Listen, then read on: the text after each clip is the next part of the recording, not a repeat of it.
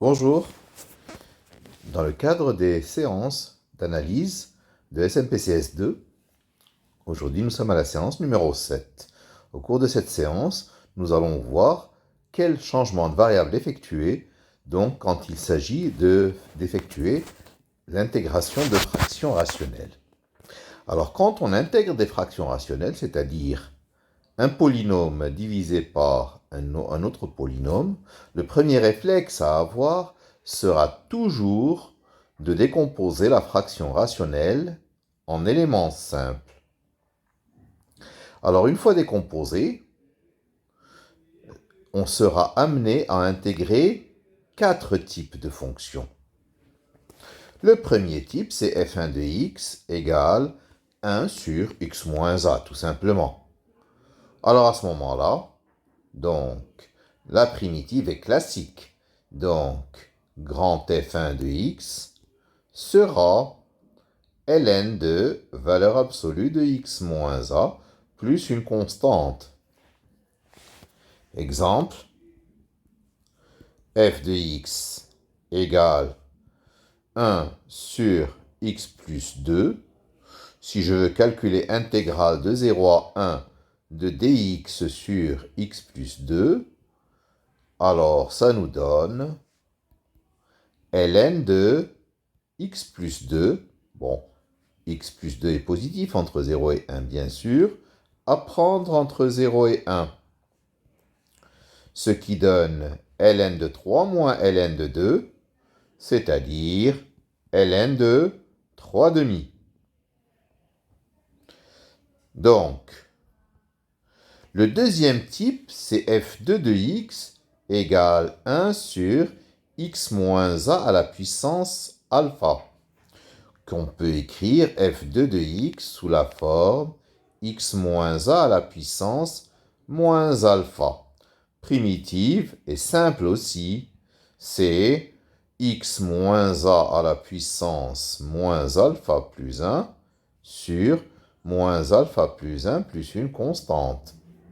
C'est-à-dire moins, donc moins 1 sur alpha moins 1 x moins a puissance alpha moins 1, plus une constante. Par exemple, intégrale de 0 à 1 de dx sur x plus 2 au cube. C'est égal à moins 1 demi de x plus 2 moins 1 sur 2 facteurs de x plus 2 au carré, à prendre entre 0 et 1, c'est-à-dire moins 1 sur 18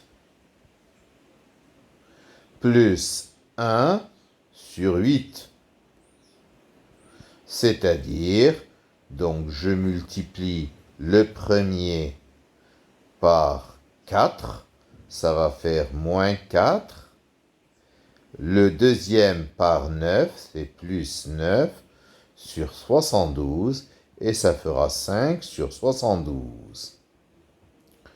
Alors, le troisième type, c'est quand le dénominateur est du second degré à une puissance 1 alpha x plus bêta. Alors, donc, le premier réflexe est de faire apparaître la dérivée du dénominateur en haut. La dérivée du dénominateur. Donc, je vais factoriser alpha, ou plutôt alpha sur 2. Donc, je vais mettre alpha sur 2, facteur 2. En haut, il y aura 2x plus 2 bêta sur alpha sur x carré plus bx plus c. La dérivée du dénominateur, c'est 2x plus b. Donc j'écris le en haut 2x plus b moins b plus 2 bêta sur alpha sur x carré plus bx plus c. J'obtiens donc alpha sur 2, facteur de 2x plus b sur x carré plus bx plus c, plus alpha sur 2, facteur de 2 bêta sur alpha moins b, fois 1 sur x carré plus bx plus c.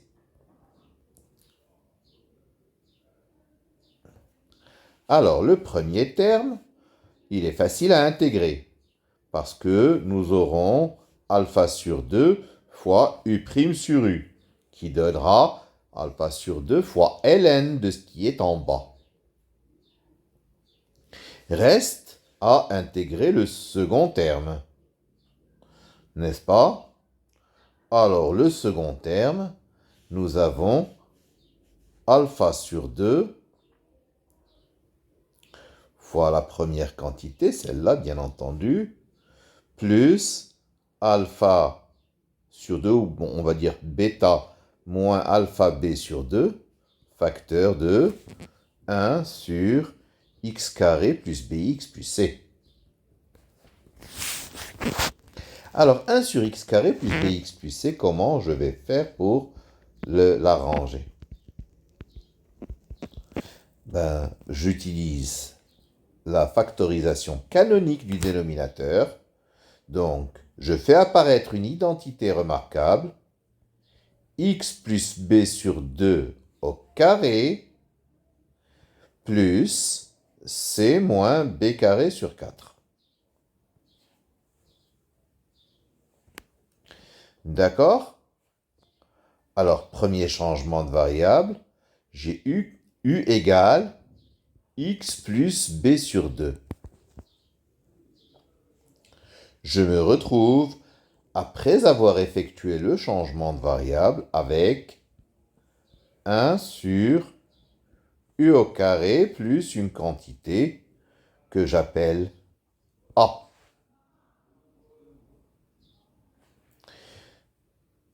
Le deuxième réflexe, je mets a en facteur en bas. Facteur de u sur racine de a au carré plus 1. Et j'aurai à effectuer le nouveau changement de variable v égale u sur racine de a. Et j'aboutis à, en fait, arctangente v, après intégration, avec les constantes qu'il y a devant. D'accord? Alors, j'ai besoin, pour un exemple, de rajouter quelques pages. Donc, alors,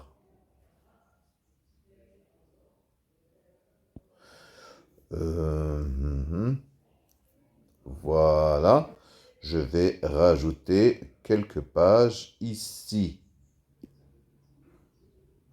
Peut-être une autre, on ne sait jamais. Très bien. Alors, l'exemple est le suivant. Disons que j'ai à intégrer intégrale de 0 à 1 de dx sur x carré plus 4x plus 5. Ceci va me donner, donc, pas exactement ceci, je vais gommer, donc, j'ai à intégrer 3x plus 2 sur x carré plus 4x plus 5. Ça va me donner, n'est-ce pas?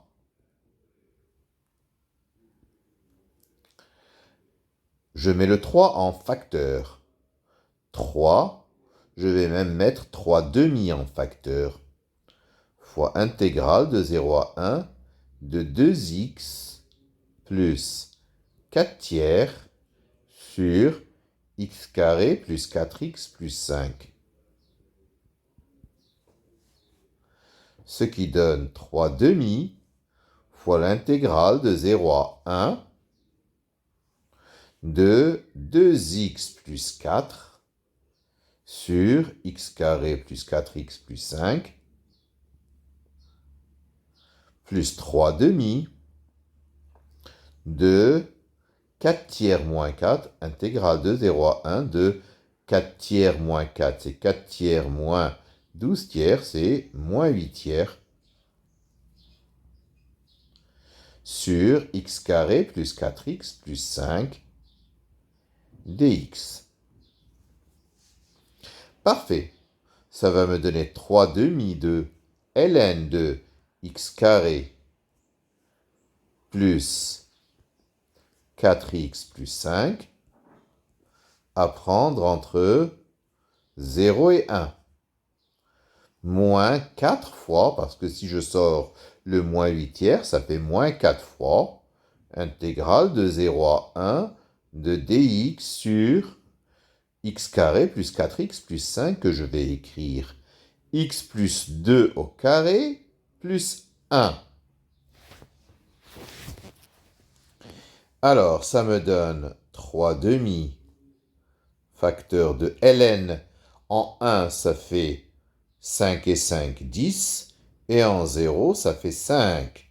Donc, ln de 10 moins ln de 5, ça fait ln de 10 sur 5, donc ln de 2 moins 4 fois. Alors, je vais poser ici u égale x plus 2, du égale dx. Si x égale 0, u vaut 2. Si x égale 1, u vaut 3. Donc, moins 4 fois intégrale de 2 à 3 de du sur u au carré plus 1. Et là, on reconnaît l'arc tangente. Ça donne 3 demi de ln de 2 moins 4 fois arc tangente u entre 2 et 3. Bon, ce ne sont pas des valeurs remarquables. Nous aurons 3 demi de ln de 2 moins 4 arc tangente 3 plus 4 fois arc tangente de 2.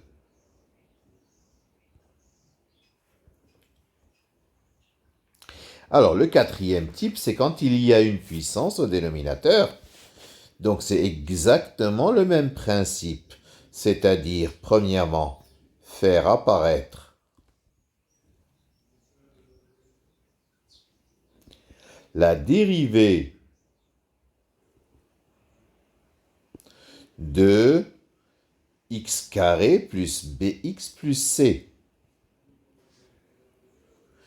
Donc, nous nous retrouvons avec u' sur u puissance k plus une constante grand A multipliée par 1 sur x carré plus bx plus c à la puissance k. Ben ça, on sait faire. C'est une primitive connue. Ça donne moins 1 sur k moins 1, u puissance k moins 1. Maintenant, pour l'autre, 1 sur x carré plus bx plus c à la puissance k. 1 sur x carré plus bx plus c à la puissance k. Ben, on fait la même technique que tout à l'heure, c'est-à-dire la forme canonique. Donc, ça nous donnera 1 sur u au carré plus a, mais cette fois-ci est à la puissance k. Puis, même technique encore, 1 sur v au carré plus 1 à la puissance k. Et là, on effectue le changement de variable.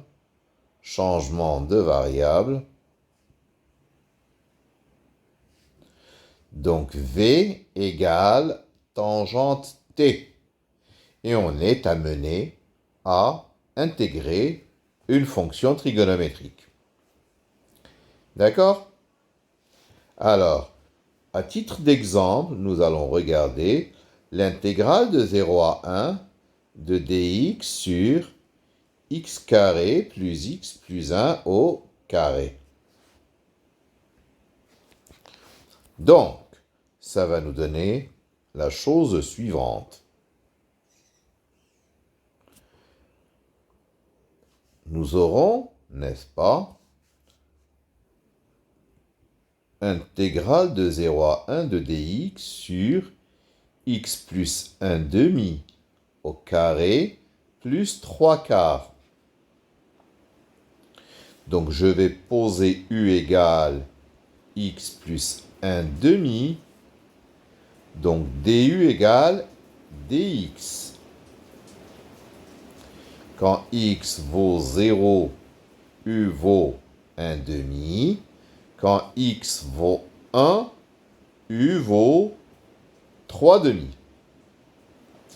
Ce qui nous donne intégrale de 1 demi à 3 demi de du sur u au carré plus 3 quarts. Mais c'est au carré. J'ai oublié ici le carré, je m'en excuse. Et ça donne quoi? Je factorise le 3 quarts au dénominateur. Donc, ça veut dire que j'aurais factorisé 9 seizièmes. En inversant, ça fait 16 neuvièmes de intégrale de 1 demi à 3 demi de du sur 4u carré sur 3 plus 1, le tout au carré. Donc, ça fait 16 neuvièmes de intégrale de 1 demi à 3 demi de du sur 2u sur racine de 3 au carré plus 1 au carré. Je vais poser v égale 2u sur racine de 3. Donc dv, c'est 2 sur racine de 3 du. C'est-à-dire du égale racine de 3 sur 2 dv. Donc nous obtenons 16 neuvièmes fois racine de 3 sur 2 fois intégrale de racine de 3 sur 3 à racine de 3 de dv sur v carré plus 1 au carré. Ça fait 8 racines de 3 sur 9 fois intégrale de racine de 3 sur 3 à racine de 3 de dv sur v carré plus 1 au carré. Comment va-t-on traiter ça? On va poser v, comme je vous ai dit, v égale tangente t. Donc dv, c'est 1 plus tangente carré t dt. Alors, quel est l'angle qui a pour tangente racine de 3 sur 3? C'est pi sur 6. Et l'angle qui a pour tangente racine de 3, c'est pi sur 3. Donc notre intégrale devient 8 racines de 3 sur 9 fois intégrale de pi sur 6 à pi sur 3 de 1 plus tangente carré t dt sur 1 plus tangente carré t au carré. C'est 8 racines de 3 sur 9 fois intégrale de pi sur 6 à pi sur 3. Alors là, il y a simplification. Il nous reste 1 sur 1 plus tangente carré t. Mais 1 sur 1 plus tangente carré t, ça vaut cosinus carré t. Donc je me retrouve avec l'intégrale de cosinus carré t dt. Mais souvenez-vous, cosinus carré t, c'est 1 plus cosinus de 2t sur 2. Donc ceci vaut 8 racines de 3 sur 9 fois intégrale de pi sur 6 à pi sur 3 de donc 1 plus cosinus de 2t dt, et le 2 je le mets dehors. On se retrouve donc avec 4 racines de 3 sur 9 facteur 2. Alors, t plus 1 demi de sinus de 2t à prendre entre pi sur 6 et pi sur 3.